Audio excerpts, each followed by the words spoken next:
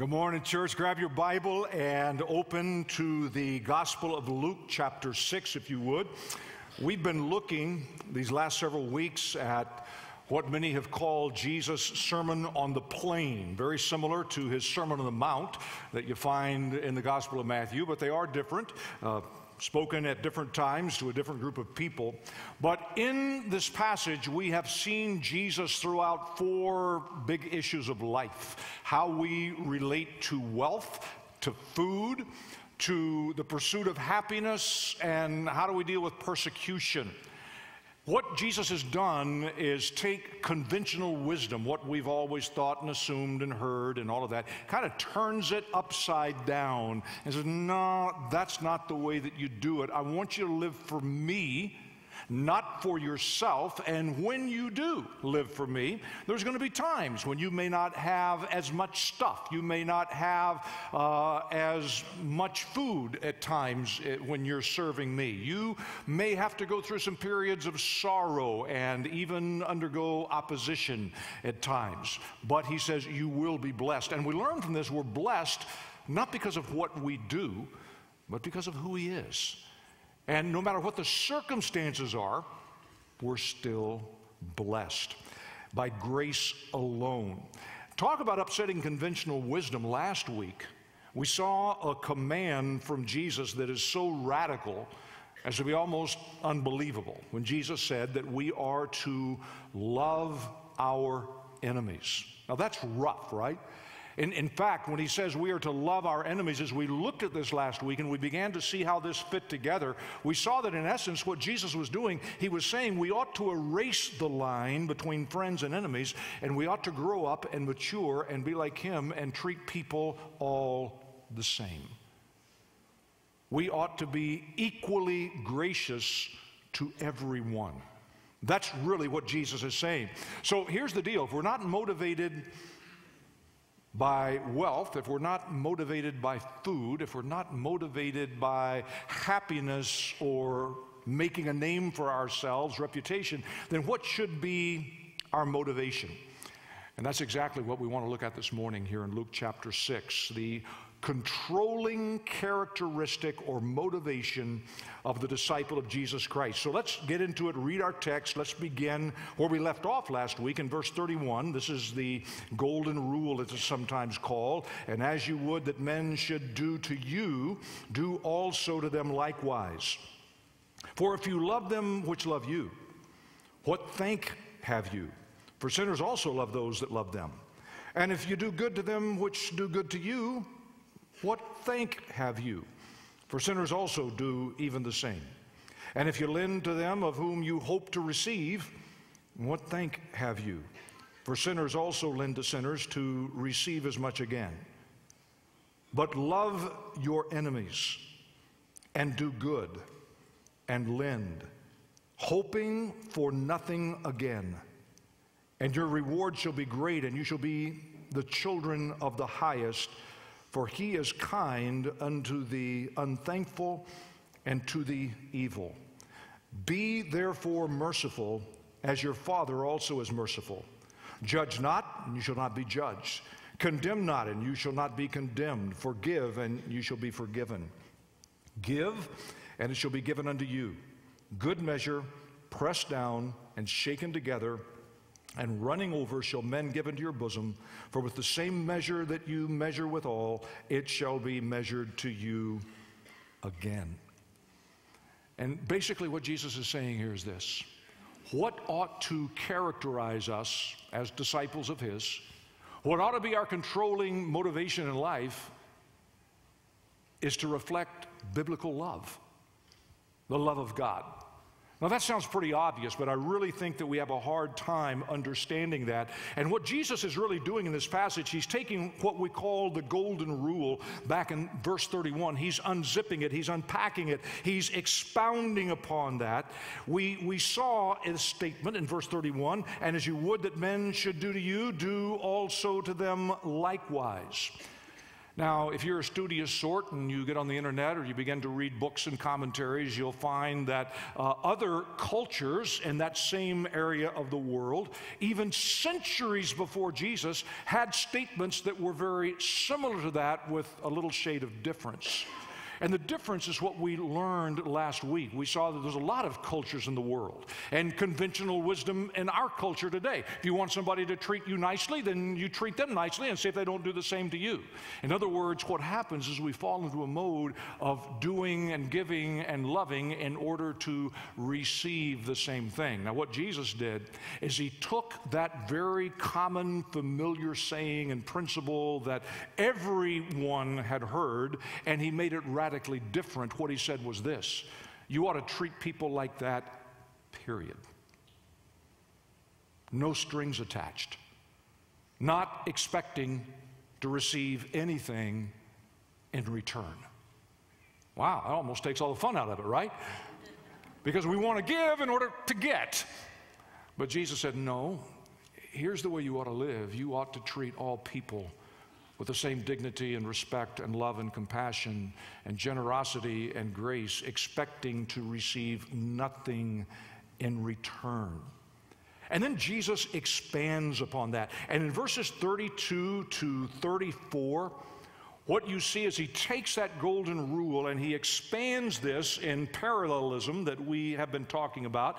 We're going to throw it up on the screen so that you can see how this lays out. And just look at these three verses that Jesus puts forth.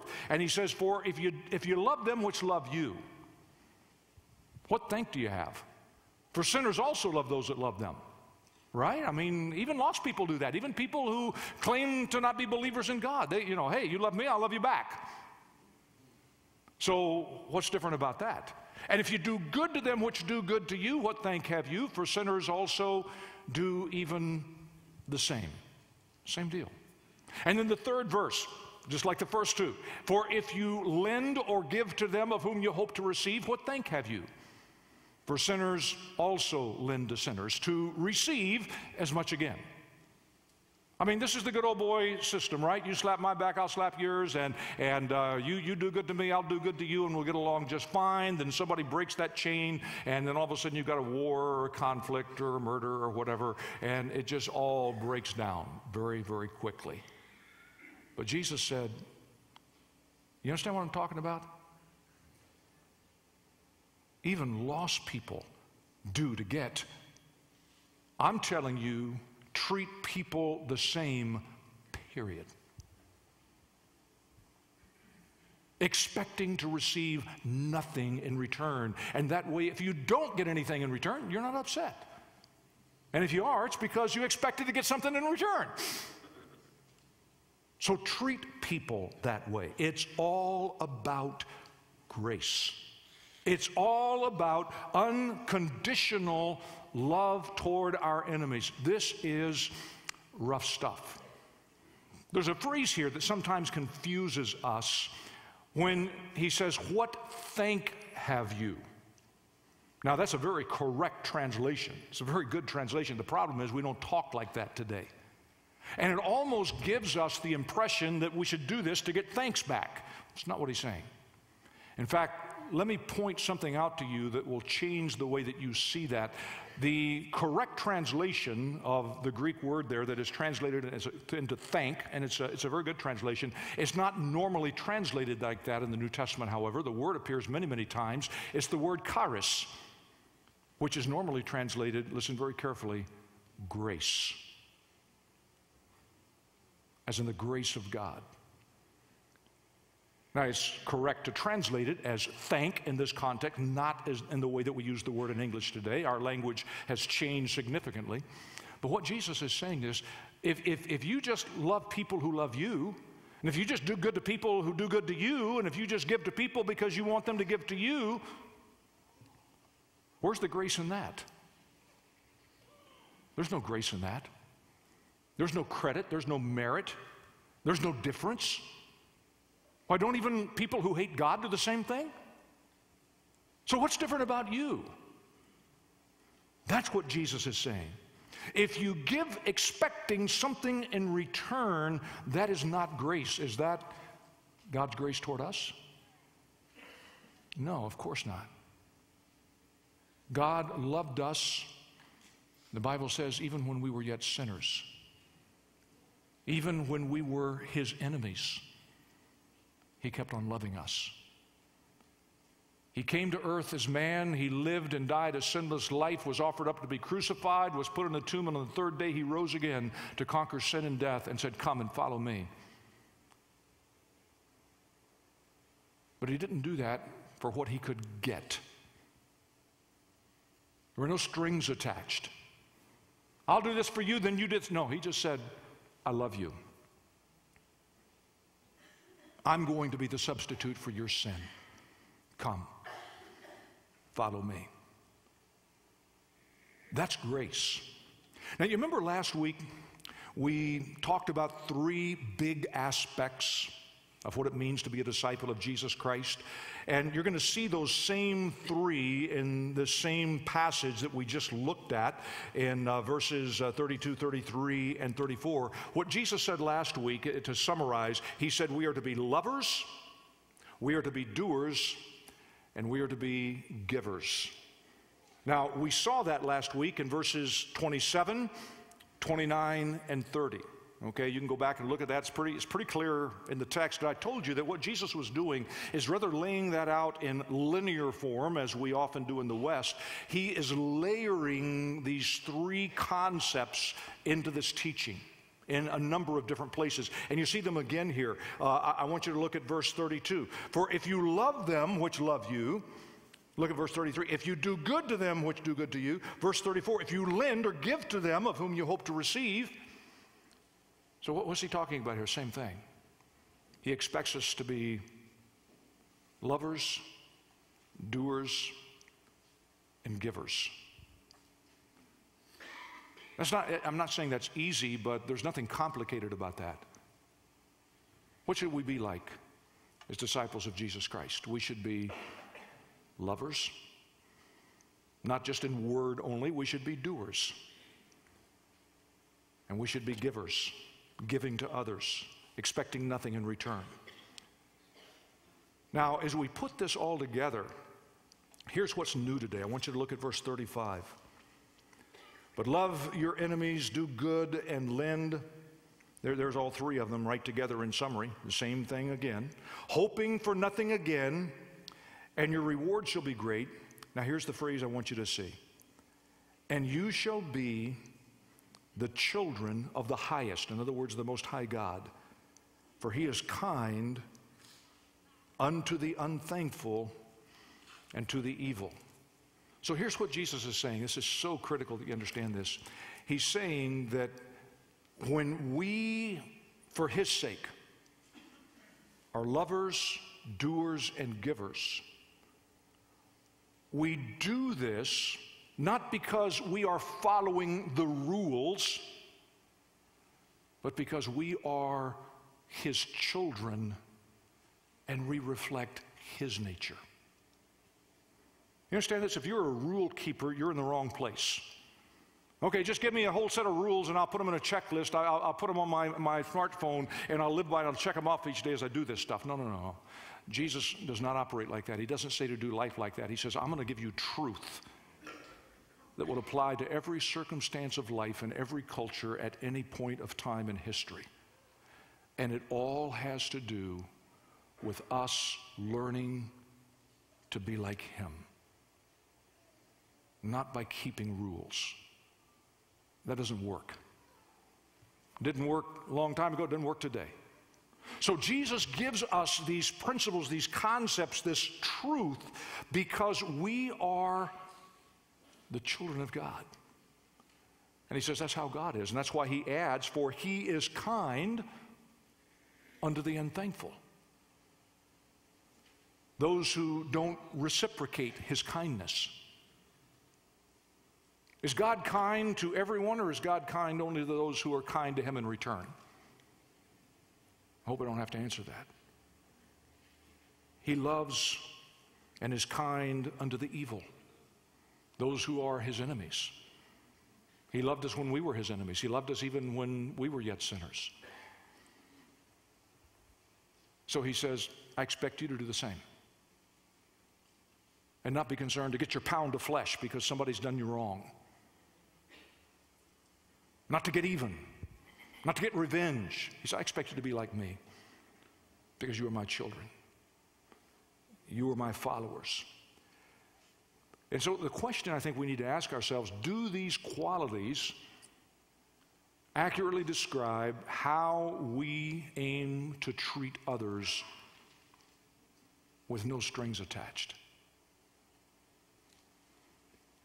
Now, the immediate context here is the way that we're to treat our enemies. That's what he's been discussing. Now, how in the world could we expect to treat people who oppose us like this if we don't treat others like us in the same way? You remember what Jesus said in John 13? We're going to talk about this a little bit next week.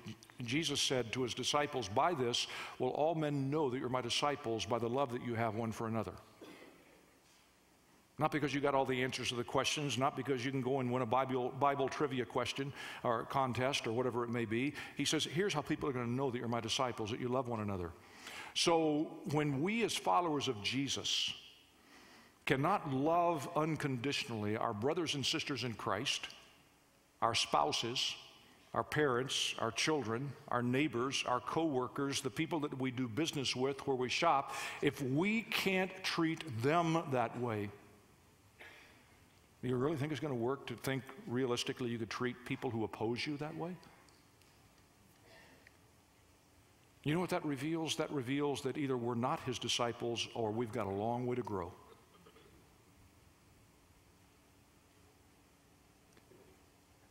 You know, I'm really praying that as we read through this passage, that God will open the eyes of people who claim to know him and do not.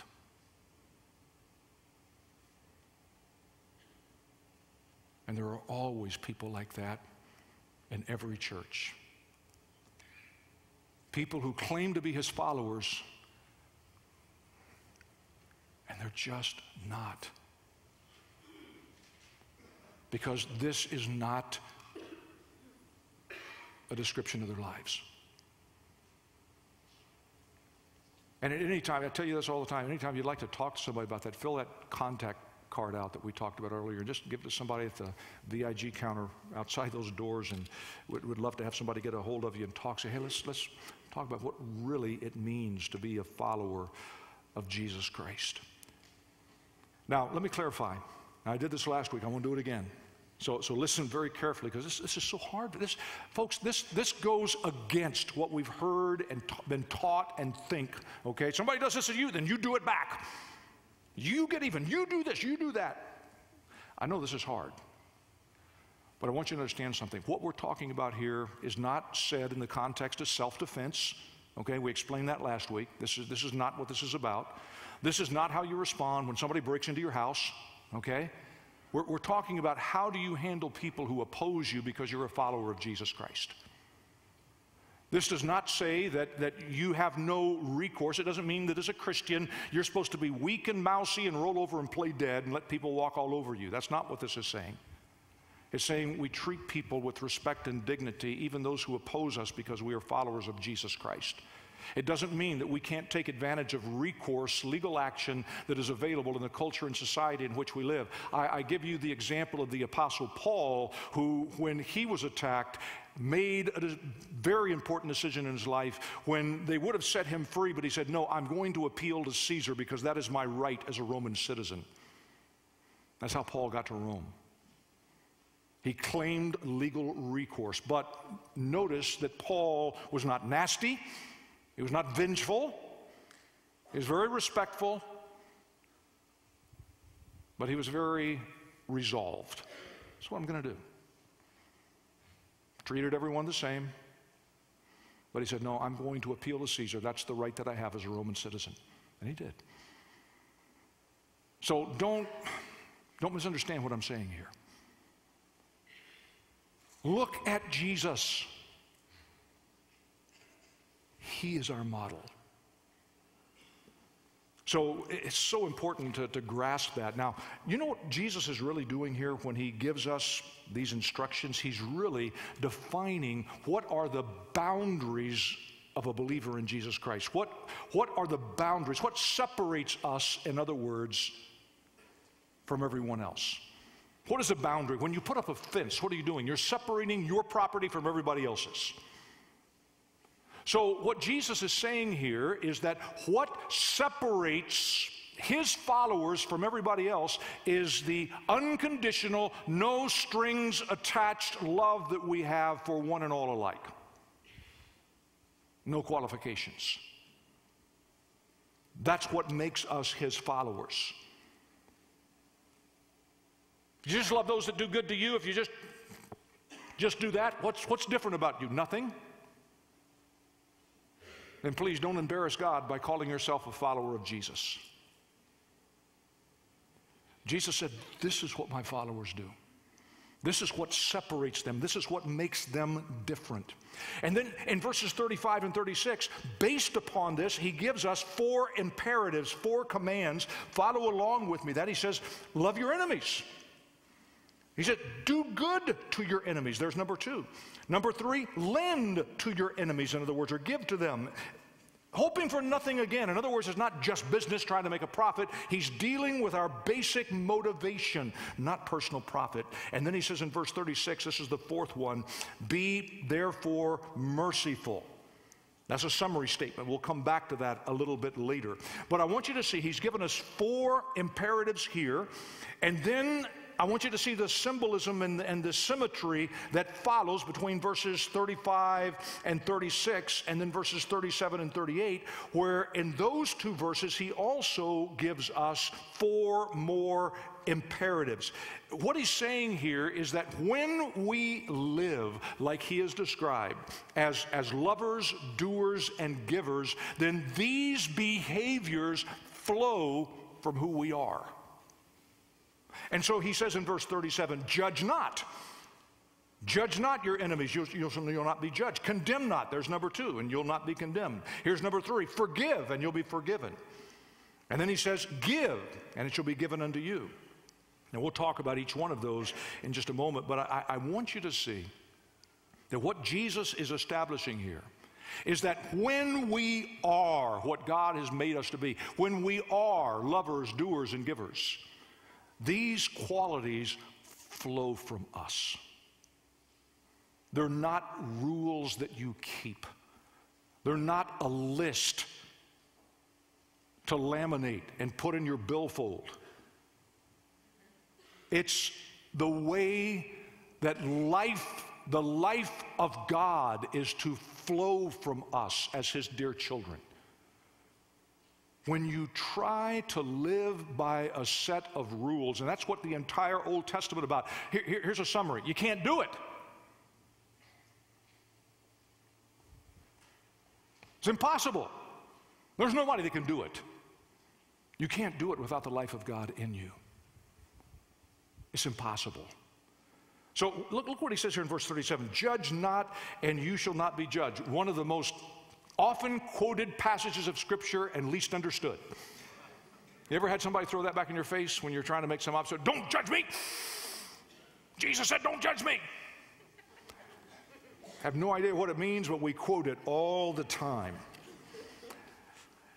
And folks, this has nothing to do with our need to be discerning and to observe and to say, you know, I've been watching this and I've concluded. In fact, Jesus himself in this same book a little bit later is going to say, yeah, you judge a tree by its fruit. Okay, so obviously we're talking about something different here. In the context, everything we've seen since verse 20, what Jesus is saying is God does not prejudge people who he's going to love and who he's not, so don't you do it either. God loves one and all alike, even his enemies, even those who are sinners. So he says, don't you judge.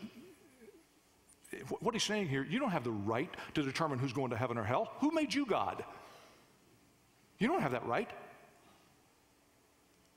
I don't have that right. God has that right. But even he does not prejudge. He extends his love and his grace and his mercy to one and all alike. And we should too. That's what this means.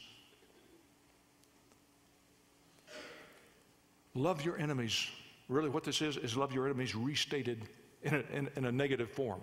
You didn't get it one way, let me give it to you another way. Love your enemies. Don't prejudge. Condemn them not.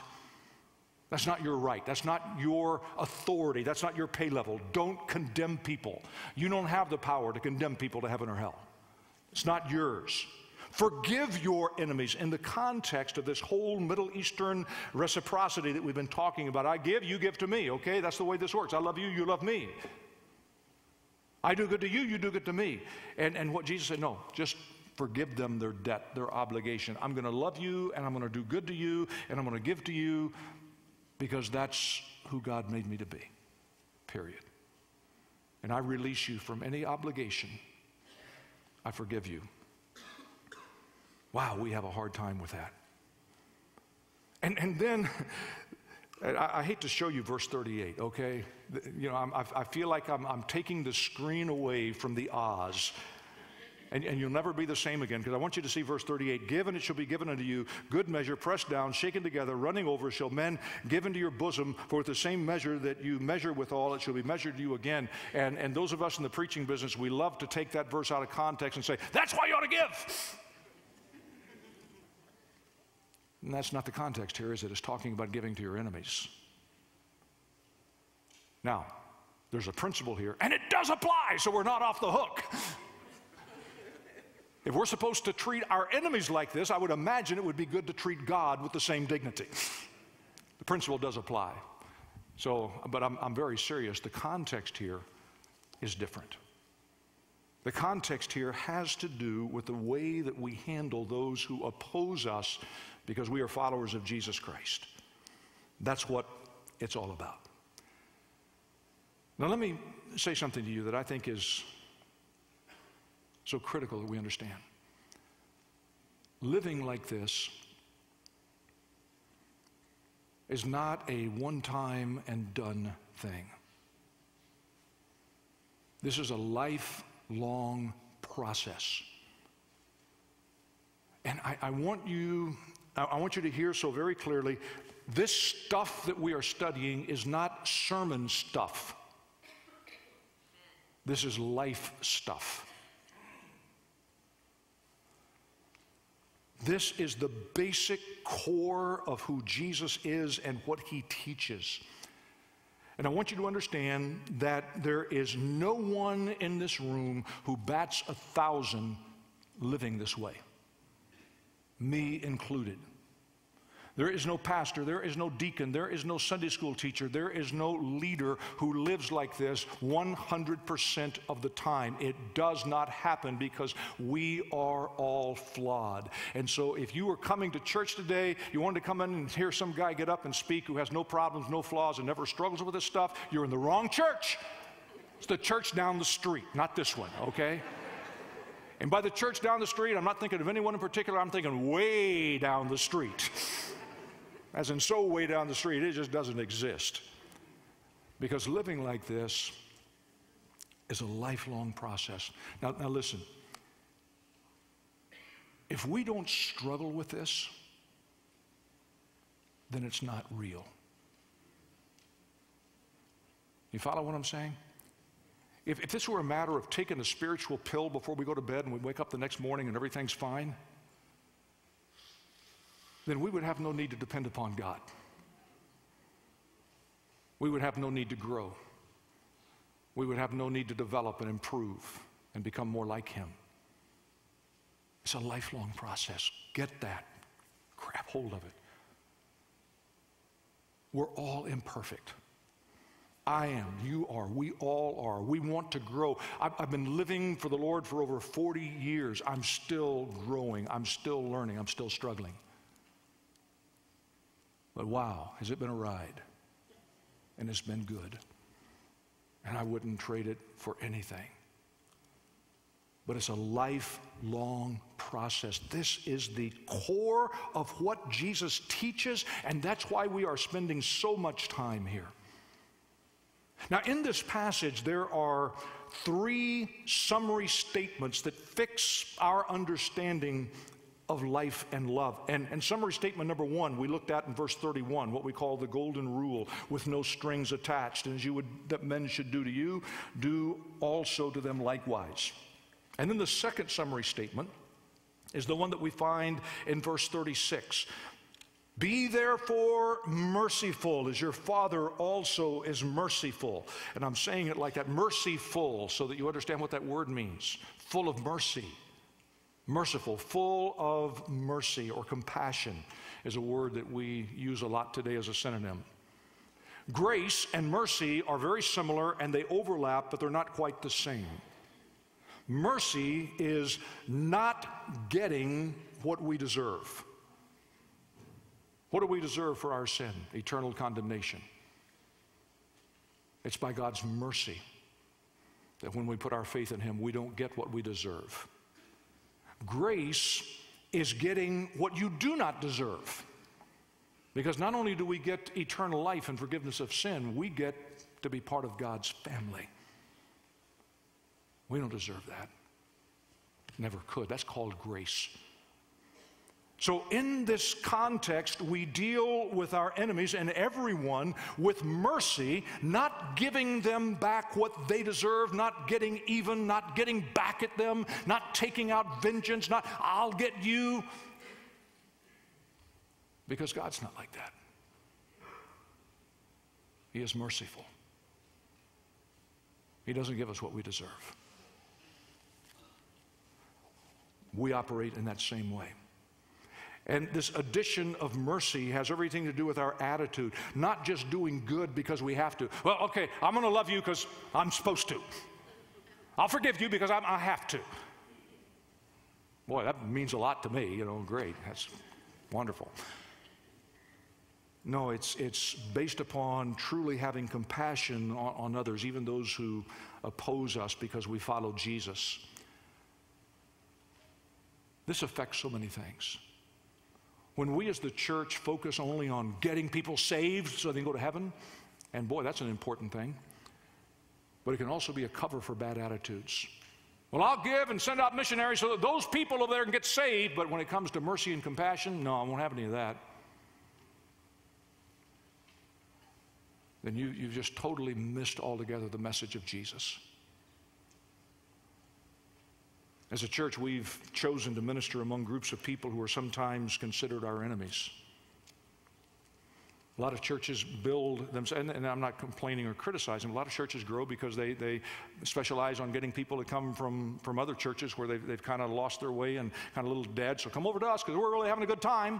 And by the way, if you're coming from another church, we're glad that you're here, but I want you to understand it's not because we're making a concerted effort to get you. If God leads you here, that's great, but understand what our mission is. Our mission is to reach people who have never heard about Jesus. Our mission is to reach the unreached, people who have never had the opportunity, not somebody because they're stuck in some dead church across town. That's terrible. I feel sorry for them. And if you want to come find, that's great, but that's not what we're about. We're about taking the message of Jesus Christ to those who have no clue who He is, whether that's on the other side of the world or whether that is right here. Because you shop by people like that at Target and Price Chopper. You drive by people like that on the interstate every day. You work with people like that. You buy from people like that. You sell to people like that. You probably have people like that in your neighborhood who have no clue who Jesus Christ is. And that's our commitment.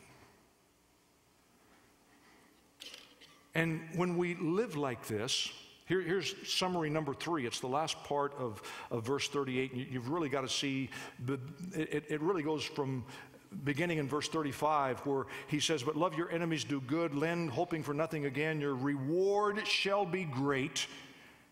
And then drop down to verse 38, give and it shall be given unto you, good measure, pressed down, shaken together, running over, shall men give into your bosom, for with the same measure that you measure with, it shall be measured to you again. Here's the summary principle. God Himself is our reward. Well, Jeff, you said we just, should just love everybody and just do good to everybody and just expect nothing in return. Well, no, I didn't say that. Jesus said that. But Jesus also said God himself keeps record. If anybody needs to get even, he'll get even. If anybody needs to put something to your account, he'll do it. And it will be great. Will you believe it? That's what he's saying here. Your reward shall be great. We love, we do, we give with no thought for getting anything in return. But even then, God says, I will give you great reward. And the imagery here in verse 38 is amazing. It's that of a Middle Eastern marketplace where you go to buy something. Maybe you're buying some figs or some dates or some grapes or whatever it may be. And you go in and the person that you're buying from, or maybe you're the person that's selling. And so somebody has come to you and they want to buy some of your grapes. And so what you do is you give them a full measure. If they want a bushel, you give them a full bushel. It's not like cereal, where you buy a box of cereal that comes up to here, all right? You give them a full measure. And to make sure it's full, you press them down. Yeah, you might have to give them more that way. You press them and you shake it together so there's more room, and you keep putting it in and you keep putting them in until they're running over, because you're so concerned that you give them everything that they've asked for. You're going to give them even more. And running over even into your bosom, and that's a reference to the long robes that were worn in the first century in the Middle East, where people would have these long folds of cloth that functioned like a shopping bag, like a built-in shopping bag. And it would just run over from the bushel into your bosom, into the fold of your robe. So you're carrying the bushel, and the stuff that was running over is inside your robe, and you're going home from the market just with more than what you even imagined. God says, that's how I want you to give. Well, is it net or gross?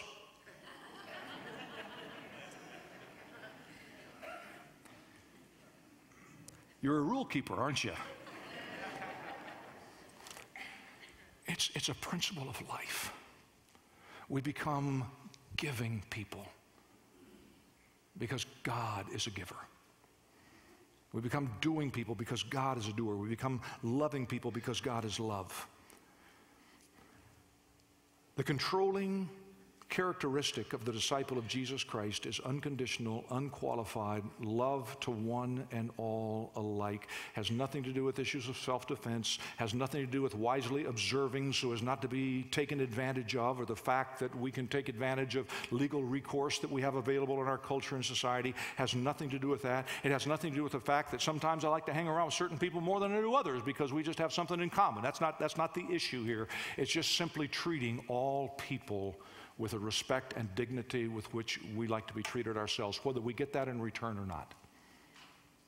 That's what he's saying.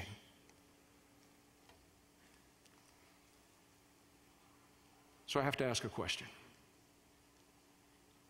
What we're looking at here, is this just so much information, or is this transforming your life?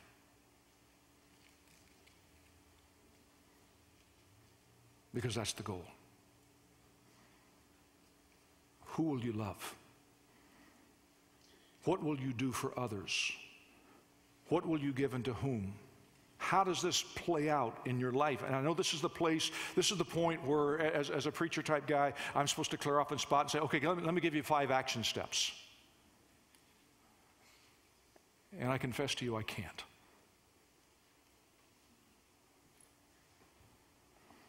Because I don't know what this looks like in your life. Because every one of us has a different set of circumstances. I don't know what this looks like for you. I really don't. I have a hard enough time understanding what it looks like for me and holding myself accountable to live in this way, in the power of God, in the Spirit of Jesus Christ within me. I think sometimes we make things so easy for people. Okay, I'm going to give you 5 little simple steps and take this home and write it out, and then, everything will be fine. No, it won't. There comes a time in our lives if something is true and real, sometimes the only way that we can understand that is to get with God and just say, God, what do I do? I remember as a brand new believer in college, I remember passing time with my face down on the floor, crying out to God. Not because somebody gave me a list and said, okay, this is Thursday, so you need to spend 37 minutes laying on your face crying out to God. But it was just something, there was so much a desire in me to live the truth of this book.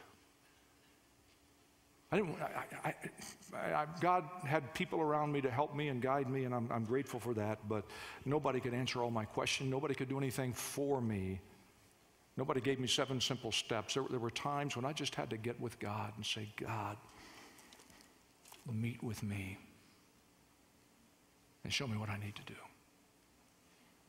I can't do that for you. Nobody can. And so if this is real, then it's not like, okay, that's interesting. No, it's like, this is what Jesus said. This is what he expects of us as his followers. This is how we are to live. God, how am I doing? Where are my blind spots? Where do I trust you? Show me what step to take. Would you stand together with me? And let's just ask him right now.